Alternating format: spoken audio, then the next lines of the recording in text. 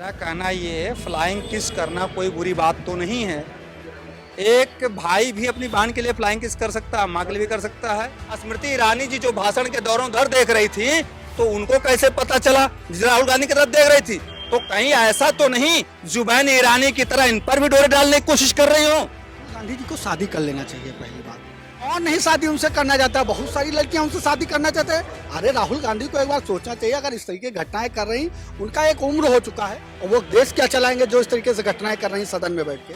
कल को प्रधानमंत्री बन जाएंगे, कहीं मंच से इस तरीके की घटनाएं कर दिए तो लोग दूसरे देश के प्रधानमंत्री क्या सोचते? विधान को स्थापित कर रहे हैं, सदन में बैठ के आंखें मार रहे हैं, ये सदन को स्थापित कर रहे हैं। इतना बेशर्म प्रधानमंत्री हमने नहीं देखा।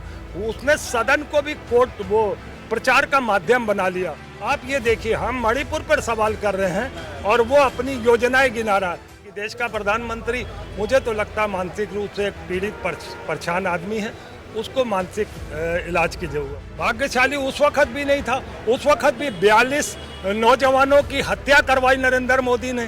नरेंद्र मोदी के पास जीतने का कोई और रास्ता नहीं है, सिर्फ और सिर्फ सांप्रदायिक दंगे कराएगा और कुछ नहीं कराएगा। बिल्कुल डेफिनेटली ले लिए, क्योंकि देश हित में प्रधानमंत्री बिल्कुल भी नहीं सोच रहा है।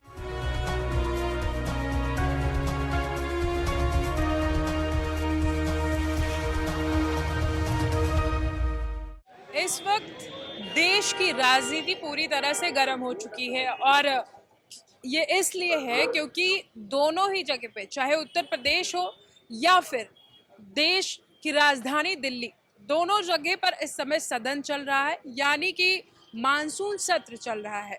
और मानसून सत्र में इस समय लगातार जो राजनीति का माहौल है वो गरमाया हुआ है। जो नेता विपक्ष के हैं वो लगातार सत्ता पक्ष पर आरोप लगा रहे हैं, सदन के बीचों बीच भिड़ जा रहे हैं, सत्ता पक्ष के नेताओं से लगातार भिड़ जा रहे हैं और सत्ता पक्ष से सवाल कर रहे हैं कि आपने इन 9 सालों में क्या किया।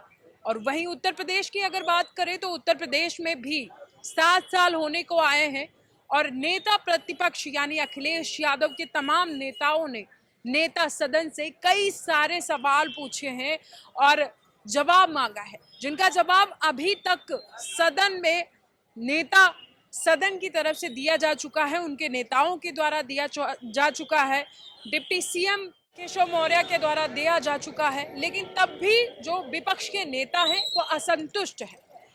इसी बारे में आज हम यहाँ पर चर्चा करेंगे और लोगों से उनकी राय जानेंगे।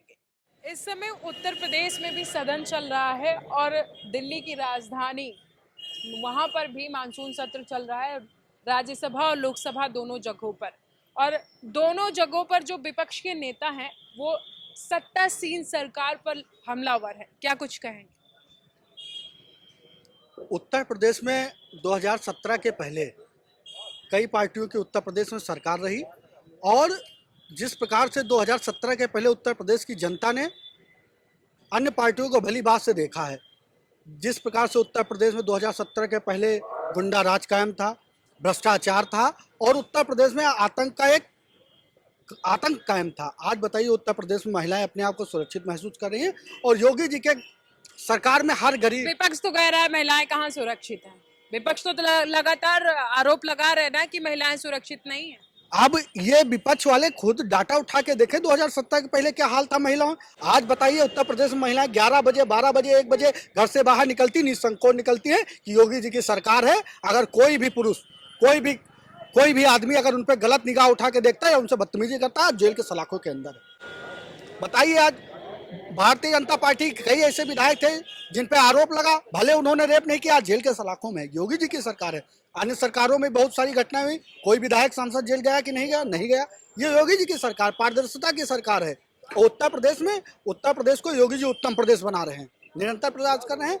और उत्तर प्रदेश की जनता जिस प्रकार से योगी जी के कार्यों पर विश्वास करते हुए पुनः उनको उत्तर प्रदेश में सरकार बनाई है 2022 में, निरंतर इसी क्रम को आगे बढ़ाते 2024 के जो लोकसभा का चुनाव होगा, मोदी और योगी की डबल इंजन की सरकार पूर्ण रूप से उत्तर प्रदेश में और पूरे देश में कमल खिलाने जा। अखिलेश भैया आपके तो कह रहे हैं कि हम 80 में 80 जीतेंगे और बीजेपी को यहाँ से पूरी तरह से सफाया करेंगे। अखिलेश भैया से एक बार पूछिए, 2022 में भी तो कह रहे तो उत्तर प्रदेश से योगी और मोदी को खदेड़ने वाले हैं। क्या हुआ? उत्तर प्रदेश की जनता ने उनको नास्ता नाबूद कर दिया।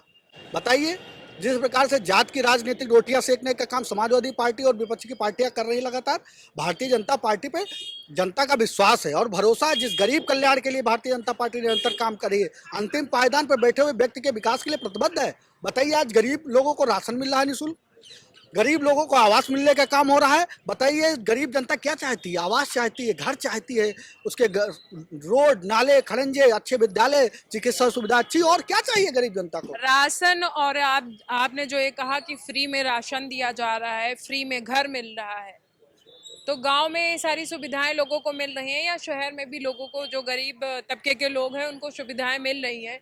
उस पे भी विपक्ष की तरफ से सवाल उठाए जा रहे हैं और कह रहे हैं कि फ्री में चीजें दे करके लोगों को कामचोर बना है। देखो, विपक्ष के पास कोई मुद्दा नहीं है, विपक्ष मुद्दाहीन है। वो लगातार भारतीय जनता पार्टी की रीति नीति और उत्तर प्रदेश में बढ़ रहा जनाधार को देख के वो पूरी तरह से भयभीत हैं। लगातार उनको लग रहा है, जिस प्रकार से उत्तर प्रदेश में जनता ने उनको विश्वास को नकारा है, जिस प्रकार से पिछली सरकारों में भ्रष्टाचार, आतंक का पूरा भय था और महिलाएं सुरक्षित नहीं थी, गरीब कानून बिल्कुल से राज्य स्थापित नहीं था, आज जनता पूरी तरीके से योगी और मोदी की डबल इंजन की सरकार पर निरंतर विश्वास कर रही है।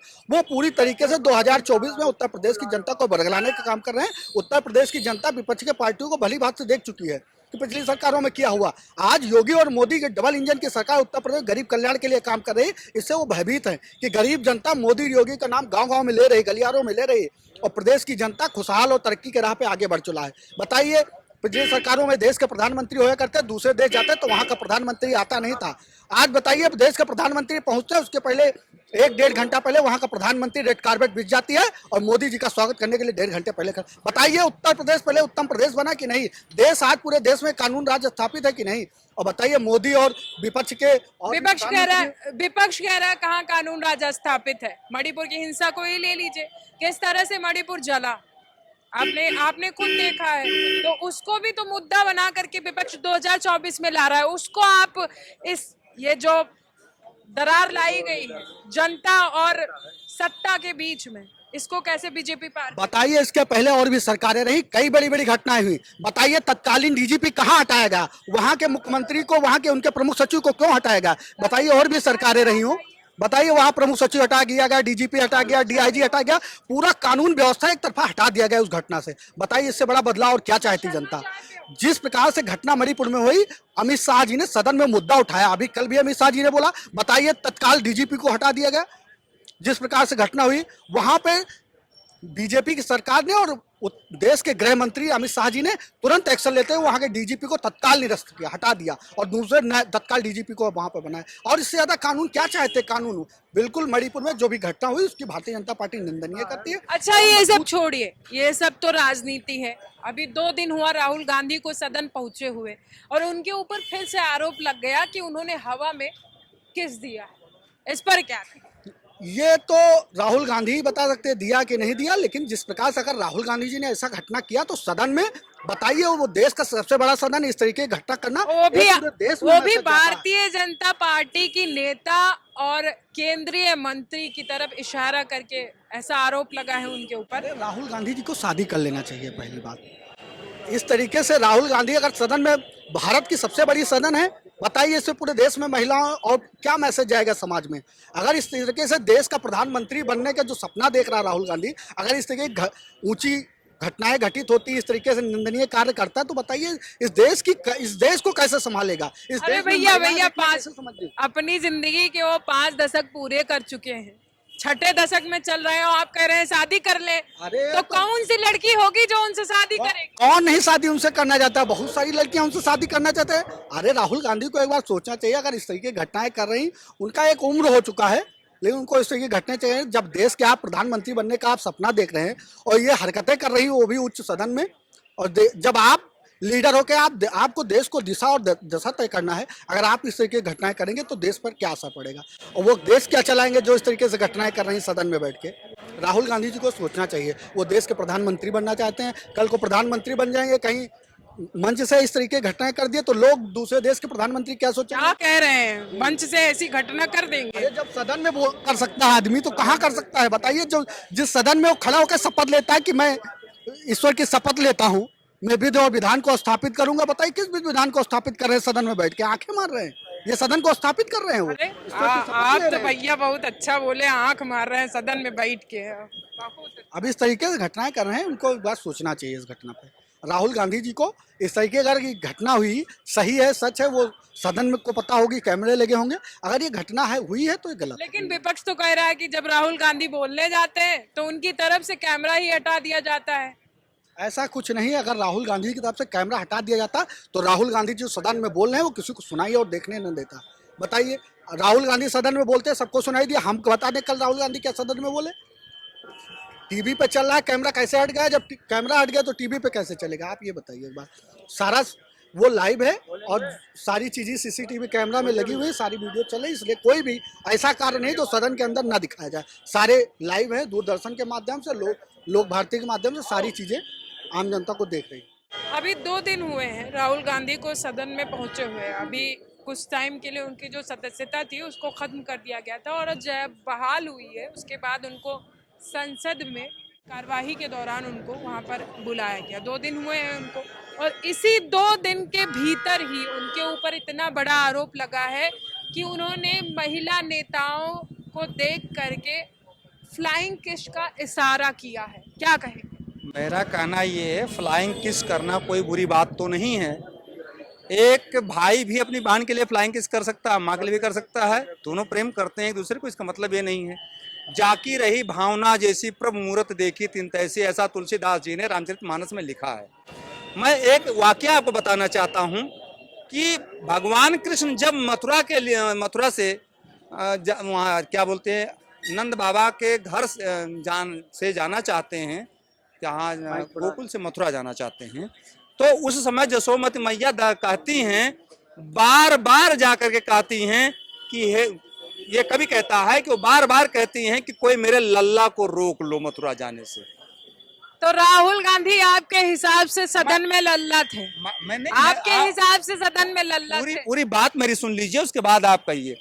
तब जब एक बार अकबर ने इस बात को उनसे पूछा, क्या बोलते हैं, रहीम जी से, कि ये बताइए बार बार का क्या मतलब है, तो उन्होंने कहा कि साहब बार बार का मतलब है, एक व्यक्ति कहता है कि बार बार का मतलब है कि वो सबके पास कह रही हैं कि आज के दिन रोज रोज उसको रोक लीजिए मेरे लल्ला को जाने से। दूसरे के पास जाती हूँ तो ज्योतिषी होता है, वो कहते हैं कि चूंकि वो दिन रात गणना करते हैं घटना की, तो वो कहते हैं वार वार का मतलब दिन से है। एक दूसरे के पास जाते हैं तो कहते हैं बार बार मतलब बाल से है। यानी वो रोम रोम माँ का कह रहा है कि जो है हमारे लल्ला को रोक लो। सदन तो नहीं, आप मुझे बताइए, सदन में राहुल गांधी का कौन माँ था? और उस वक्त जब ये इशारे का उनके ऊपर आरोप लगा है तो वो लल्ला तो नहीं थे, वो तो एक वरिष्ठ नेता के तौर पर है, वो लल्ला तो नहीं है। ऐसा तो कहीं वीडियो में आया नहीं, ये मैं नहीं कह रहा हूँ, लोकसभा कह रहा है। और जिसने आरोप लगाया उस 22-23 महिलाओं ने लगाया, खुद ही कार्य हमने तो देखे नहीं। तो अगर उन्होंने देखा नहीं, अगर उन्होंने देखा नहीं तो उन्होंने आरोप कैसे लगाया, हस्ताक्षर कैसे करके दिया एप्लीकेशन पे? ये तो बड़ी बात है ना, यही बात तो उठ करके आ रही है। जब उन्होंने देखा नहीं, स्मृति ईरानी जी जो भाषण के दौरान उधर देख रही थी, तो उनको कैसे पता चला? राहुल गांधी की तरफ देख रही थी, तो कहीं ऐसा तो नहीं जुबैन ईरानी की तरह इन पर भी डोरे डालने की कोशिश कर रही हो? स्मृति ईरानी उनके दिमाग में आ गया। बड़ी बात बोल रहे हैं दादा, बड़ी बात बोल रहे हैं। एक केंद्रीय मंत्री है, एक केंद्रीय मंत्री के लिए आप बहुत बड़ी बात। मैं क्यों बोल रहा हूँ, जुबैन ईरानी को उन्होंने छीना अपनी सहेली से कि नहीं छीना? सत्य है कि नहीं है? आप बताइए इस बात को। छीना ना? अगर उन्होंने छीना और राहुल गांधी को फ्लाइंग किस करते हुए नहीं देखा और बड़ा आरोप लगाया, तो निश्चित तौर पर कहीं ना कहीं उनके दिल में एक चोर बैठा है जुबैन ईरानी की तरह। तो आप कह रहे हैं कि स्मृति ईरानी जो है और राहुल गांधी से इश्क लड़ाना चाह रही हो है? सकता है। उम्र का करीब करीब दोनों का फासला एक जैसा होगा, 2-4 साल का अंतर होगा, तो जो ये को इश्क लड़ा सकता है दूसरे को कर सकता है, फिर तीसरे से भी तो हो सकता है। साफ साफ कहिए ना, आप क्या कहना चाह रहे हैं? हम यही कहना चाह रहे हैं कि वो झूठ की बुनियाद हैं। अगर उन्होंने इस बार उन्होंने खुद कहा कि हमने नहीं देखा, हम तो भाषण दे रहे थे, नहीं देखा तो दस्तखत कैसे कर दिया? उतना चिल्लाई क्यों वो? ये तो केवल राहुल गांधी को बदनाम करने की साजिश है बीजेपी की। और नरेंद्र मोदी जी चूंकि उनके सवालों का जवाब नहीं दे पाते, भारत का कोई भी बीजेपी का आदमी उनका जवाब नहीं दे पाता, तो महिलाओं की आड़ ले लेता है। कई महिलाओं को नंगा कराते हैं और कहीं पर जो है हिंसा करा देते हैं और कहीं पर महिलाओं को आगे धकेल देते हैं कि आप ही जाओ, हम तो हिजड़े बने पीछे बैठे हैं। प्रधानमंत्री के लिए बहुत बड़ा शब्द आप इस्तेमाल कर रहे हैं। प्रधानमंत्री के लिए, आप देश के प्रतिष्ठित नेता के लिए कह रहा हूँ, मैं नरेंद्र मोदी के लिए कह रहा हूँ, प्रधानमंत्री के लिए नहीं कह रहा हूँ। प्रधानमंत्री कौन है इस समय? प्रधानमंत्री कौन? प्रधानमंत्री पद पर बैठे होंगे तो मैं नहीं कहूंगा। जब आए नरेंद्र मोदी ही इस समय प्रधानमंत्री हैं। आप नरेंद्र मोदी को कोट कर रहा हूँ, प्रधानमंत्री को नहीं कर रहा हूँ। प्रधानमंत्री एक गरिमा का वाला पद है, व्यक्ति विशेष को मैं कह रहा हूँ, मैं पद को नहीं कह रहा हूँ। इस बात को ध्यान रखिए। आप बताइए, जिस तरह से राहुल गांधी के ऊपर ये आरोप लग रहे हैं और अभी एक सज्जन ने हमें बताया कि स्मृति ईरानी जो है उनसे इश्क लड़ाने के चक्कर में है, इसीलिए राहुल गांधी के ऊपर झूठा आरोप लगा रही हैं। आप क्या कहना चाहेंगे? देखिए, मुद्दों से भटकाया जा रहा है। ये इनका बीजेपी का फंडा यही है, इनका ये तरीका यही है। दरअसल अब इनके पास कोई है नहीं। आप ये देखिए, राहुल गांधी यहाँ खड़ा है, स्मृति ईरानी यहाँ खड़ी है और ओम बिरला वहाँ है। तो कैसे इधर से उधर दोनों तरफ फ्लाइंग किस आ रही है, उधर से पेपर्स को देखते हुए अपनी बात को कंप्लीट करते हुए उन्होंने जो भी इशारा दिया वो एक अलग चीज़ है। मगर दरअसल इनको क्या होता है कि ये जितने ये है ना, ये अंधभक्त या जितने ये प्रोपोगंडा करने वाले, इनको एक पॉइंट दे दिया जाता है कि अब ये पॉइंट पकड़ लीजिए। जैसे रावण वाली बात कह दी, रामायण की किसी चीज़ को उदाहरण के तौर पे नरेंद्र मोदी को रावण कहा गया था, न कि डायरेक्टली रावण या धृतराष्ट्र कहा गया था। कोई चर्चा चलती है तो हम इस चीज़ों का सहारा लेकर उन्हें एक मैसेज देते हैं कि देखिए ऐसा हुआ था रावण के साथ, या धृतराष्ट्र की कोई बात कहनी है। मगर इन लोगों के पास ये मुद्दा बन जाता है कि प्रधानमंत्री कह देता है कि मुझे धृतराष्ट्र कहते हैं, मुझे रावण कहते हैं, स्मृति ईरानी कह रही है मुझे फ्लाइंग किस देते हैं। जैसा कि पंडित जी ने कहा, फ्लाइंग किस तो बहन भाइयों में भी चलता है ना। तो वो चीज़ एक ऐसी है। मगर इन लोगों को लिए सिर्फ और सिर्फ भ्रमित करना, डिबेट से हटाना, देश का ध्यान जनता की मूलभूत सुविधाओं से हटाना, रोजगार, शिक्षा, स्वास्थ्य, सुरक्षा, नौकरियां, इससे सब चीज़ों से मुद्दा हटा दिया जाए। मणिपुर के मुद्दे को हटा दिया जाए। आप एक करिएगी क्या क्या अविश्वास प्रस्ताव लाया गया वहाँ पे सदन के बीच में विपक्ष की तरफ से, लेकिन उस अविश्वास प्रस्ताव पर किसी भी सत्ता पक्ष के नेता ने सहमति क्यों नहीं दी? मैं आपको बताता हूँ। मैं अभी शुरुआत करता हूँ 2018 से। 2018 में आंध्र प्रदेश के एक सांसद थे, उनकी कुछ क्षेत्रीय समस्याओं का हल नहीं निकाला गया तो वो अविश्वास प्रस्ताव लेके आए थे। राहुल गांधी, अब विपक्ष पूरा नहीं लेके आया था क्योंकि उस वक्त विपक्ष कमज़ोर भी था, और दूसरा चूँकि चुनाव आने वाले थे, उसका एक फ़ायदा उठाते हुए विपक्ष ने मिलकर अविश्वास प्रस्ताव रखा था। तब भी ज़रूरत नहीं थी। और इस बार का जो अविश्वास प्रस्ताव था सिर्फ वो बहाना था, मोदी को सदन में बुलाना था ताकि वो जो है मणिपुर पे बयान दे। और देखिए, इस दुष्ट का, नरेंद्र मोदी का, भाषा का मैं भी प्रयोग गलत ही करता हूँ, आप अदरवाइज मत लीजिए। उस आदमी ने ये कहा कि मणिपुर पर तो अमित शाह ने बोल दिया, अब इस पर बोलने के लिए क्या रह जाता। 2-2.5 घंटे तक जो अपना भाषण देता रहा। और वो देखिए, शर्म की एक इंतहा होती है, बेशर्मी की। इतना बेशर्म प्रधानमंत्री हमने नहीं देखा। उसने सदन को भी वो प्रचार का माध्यम बना लिया, चुनावी प्रचार का माध्यम बना लिया। वो 2.25 घंटे तक सिर्फ और सिर्फ कांग्रेस के परिवारों को गालियां देता रहा, क्षेत्रीय पार्टियों के परिवारों को गाली देता रहा। बाकी के समय में वो चुनावी मुद्दों में कि हमने ये कर दिया, हमने LIC वाले में कर दिया, हमने उसमें कर दिया, मतलब अपनी योजनाएं गिना रहा। आप ये देखिए, हम मणिपुर पर सवाल कर रहे हैं और वो अपनी योजनाएं गिना रहा है। मतलब इसका मतलब क्या लग रहा है कि देश का प्रधानमंत्री, मुझे तो लगता है मानसिक रूप से एक पीड़ित परेशान आदमी है, उसको मानसिक इलाज की जरूरत। अविश्वास प्रस्ताव को उन्होंने कहा कि 2018 में भी अविश्वास प्रस्ताव लाया गया था, लेकिन वो हमारे लिए भाग्यशाली निकला। जो अविश्वास प्रस्ताव था वो अभाग्यशाली था। तो क्या आपके हिसाब से इस बार फिर से जो अविश्वास प्रस्ताव आए फिर से उनके लिए भाग्यशाली साबित होगा? नहीं, भाग्यशाली न उस वक्त था भाग्यशाली उस वक्त भी नहीं था। उस वक्त भी 42 नौजवानों की हत्या करवाई नरेंद्र मोदी ने। अगर सतपाल मलिक के कहने के मुताबिक या सरकार को ये चीज की जानकारी थी, सरकार से भी मांगा गया था। सतपाल मलिक कहता है अगर मुझसे मांगा होता तो मैं वो सुरक्षा देता, 5 जहाज भेजता। आज 5 जहाज भेजे होते, 42 जवानों की हत्या नहीं होती, हमें पंजाब पाकिस्तान पे सर्जिकल स्ट्राइक करने की भी जरूरत नहीं पड़ती। तो आप ये बताइए ना कि जब फौज के साथ आप इतना बचकाना व्यवहार करेंगे, उनकी जान को खतरे में डालते हुए आप उन्हें ऑन रोड जाने की सलाह देंगे, जबकि आपके पास सारी सुविधाएं होते हुए भी आपने वो नहीं दिया।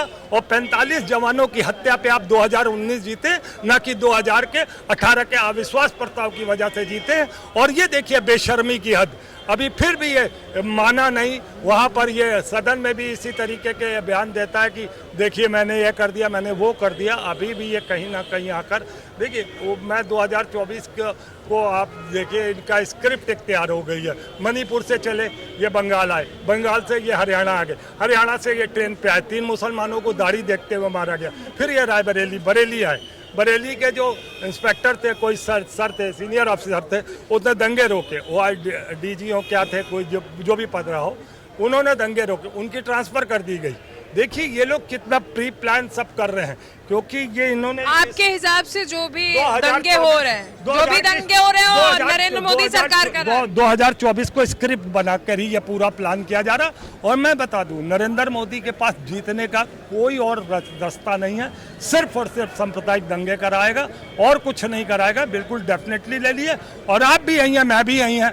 अब हर दूसरे चौथे दिन यह कहीं ना कहीं दंगे कराएंगे, क्योंकि 9 साल में मैंने आपको कहा ना, जब ये किसी मूलभूत सुविधाओं पे जनता के सामने आए नहीं, उनके लिए कुछ किया नहीं। आप ये देखिए, ना ये मीडिया से बात करते हैं, ना ये विपक्ष से बात करते हैं, ना ये जनता की आवाज़ सुनते हैं। और उस दिन जब सदन में पहली बार राहुल गांधी आया तो उसने कहा नहीं, हम मोदी को बुलाएंगे और तब हम बोलेंगे। और देखिए दूसरे दिन राहुल गांधी ने वही गलती की और अपने आप को पप्पू साबित करने की एक बार फिर से कोशिश की। अगर वो उस दिन ना बोलता तो अमित शाह ना बोल पाता और फिर सीधा नरेंद्र मोदी आता, पूरे उसको जवाब। तो क्यों बोला? राहुल गांधी ने जब कहा था कि जब नरेंद्र मोदी आएंगे तो हम बोलेंगे, तो दोबारा उन्होंने क्यों दूसरे दिन सदन में क्यों बोला?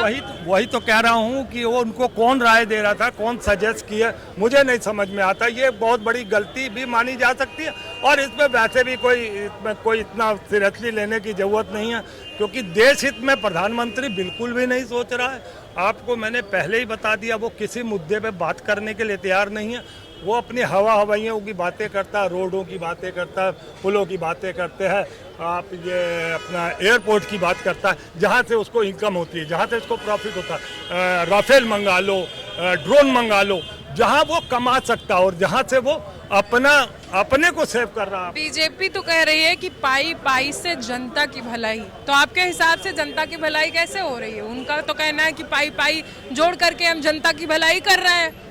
मैं तो कह रहा हूँ अगर वो जनता की भलाई कर रहे हैं तो उन्हें मुंह छुपाने की क्या जरूरत है? मणिपुर केस में उनको 4 तारीख का केस 10 तारीख को पता चल जाता है, 79 दिन बाद आके देश के पटल पर मातम मनाता है कि मैं दुखी हूँ, मैं क्रोधित हूँ, जनता का अपमान है, जो जनता दुखी। अरे काहे के लिए जनता दुखी है? पाप तुमने किया, जनता क्यों दुखी होगी, है ना? तो आप किसी चीज पर, उन्होंने कैसे पाप किया? उन्होंने मणिपुर में कैसे पाप किया? 4 तारीख की घटना उनको 10 तारीख को मुख्यमंत्री असम के बता दिया था, वो मणिपुर के उनको बता दिया गया था। नहीं पता तो आप जानकारी ले लीजिए, अपनी जानकारी पुख्ता करिए। 4 तारीख की घटना 10 तारीख को मुख्यमंत्री इसको प्रधानमंत्री को पता चल चुका था, 79 दिन बाद आके देश के पटल पे मातम मना रहा झूठा। तो इससे जरा बेईमान आदमी कौन हो सकता है? आप इसके ऊपर विश्वास करने का मतलब है सरासर बेईमानी। अब 2024 में एक ही विकल्प है मैम, बदलाव। अगर जनता 24 में किसके ऊपर विश्वास करेगी? बीजेपी के ऊपर या फिर कांग्रेस? नहीं, कांग्रेस तो है नहीं ना, अब तो इंडिया है, गठबंधन। इंडिया ही है, गठबंधन पे विश्वास करें, क्योंकि अब हम कांग्रेस को कहेंगे तो फिर ये होगा कि हम खुद ही विपक्ष के टुकड़े कर रहे हैं। जनता भी तो ये नहीं चाहेगी ना। एक गुलदस्ता तैयार हुआ है इंडिया का, है ना? आपके हिसाब से जो गुलदस्ता तैयार किया गया है वो 24 में कितना कारगर साबित होगा? गुलदस्ते तो कई बार तैयार हुए थे। क्यों गुलदस्ता 77 में तैयार हुआ था, तो क्या मोरारजी देसाई सरकार में नहीं आए थे? तब कौन सा हमारा दूल्हा चेहरा था? हम 77 में भी जनता गठबंधन की तरीके से आए थे, है ना? एक बीजेपी का दूल्हा तो मोदी हैं। लेकिन अभी तो आप जो यकीन- इंडिया का दूल्हा है वो कोई अभी निश्चित तौर पर तय नहीं है, तो नहीं, आपके नहीं। हिसाब से कौन है? नहीं नहीं, हमारा कोई एक पार्टी थोड़ी है जो हम अपना दूल्हा डिक्लेयर कर दें। हम चूंकि एक गठबंधन के तहत हैं, हमको ये लगेगा कि जो पार्टी सबसे ऊपर अच्छा अपना स्कोर करके आई है, मुझे लगता है उसको आना चाहिए कायदे से। अब इनके दूल्हे की बात बता दें, वो इनके ये दो घड़ों में बैठे हुए हैं। एक तरफ कहते हैं कि बाबा भी प्रधानमंत्री का चेहरा है और ये जो है मोदी भी चेहरा है, तो ये इनको अपने बारे में तो सत्य बताना चाहिए कि इनका दूल्हा कौन है। इनको अपने दूल्हे का पता नहीं है, ये दो दूल्हे बनाए बैठे हैं। अभी देखिए 6 महीने और बाकी, कितने दूल्हे इनके और बढ़ेंगे।